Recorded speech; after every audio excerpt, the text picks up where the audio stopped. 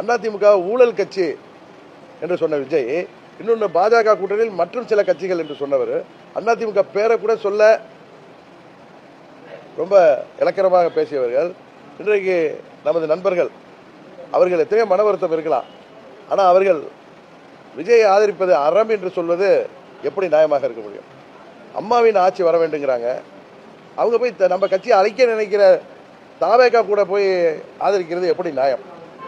இன்னும் சொல்ல போகிறேன், பாஜக கூட்டணியில் நாங்கள் இருக்கோம், தேசிய ஜனநாயக கூட்டணியில் தான் போட்டிட்டோம்.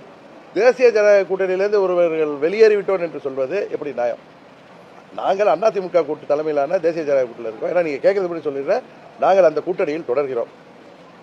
எல்லோரும் சொல்கிறாங்க எலெக்ஷன் வந்துடக்கூடாது, இன்னொரு எலெக்ஷனை தாங்காது, அதுக்காக நாங்கள் வெளியில் வந்து ஆதரிக்கிறோம்னு சொல்கிறதோ, அவர்களை ஆதரிப்பது மக்கள் அவர்களுக்கு ஆதரவு அளித்திருக்கிறார்கள், அவர்களுக்கு நாங்கள் போய் முட்டுக் கொடுக்குறோம்னு சொல்கிறதோ, அமைச்சர் பதவிக்காக அங்கே போய் சேர்ந்து புலகாங்கிதம் அடைவதோ, இது வந்து ஜனநாயகத்தில் தர்மத்திற்கு எதிரானது. சட்டப்படி வேணால் காங்கிரஸில் 5 எம்எல்ஏக்கள் போனது வேணால் சட்டப்படி சரியாக இருக்கலாம். மக்கள் இதெல்லாம் பார்த்து கொள்ளிட்டு தான் இருக்காங்க. அந்த 5 தொகுதியில் அவங்க அப்படின்னா தாவேகாவுக்கே ஓட்டு போட்டுருக்காங்களே, தாவேகாவுக்கே ஓட்டு போட்டுருக்கலாமே, மன்னார்குடியில் தாவேகாவுக்கே ஓட்டு போட்டுருக்கலாமே. தாவேகா 3வது இடம் தான் வந்துச்சு. எங்களது எம்எல்ஏவோட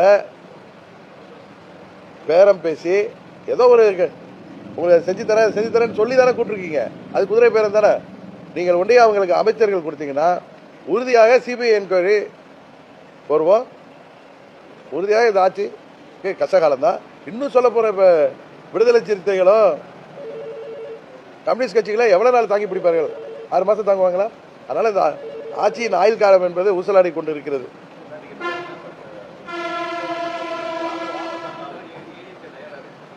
யார் தயாராக இருக்கா? யாரு அவங்க போய் எப்படி ஆதரிக்க முடியும்?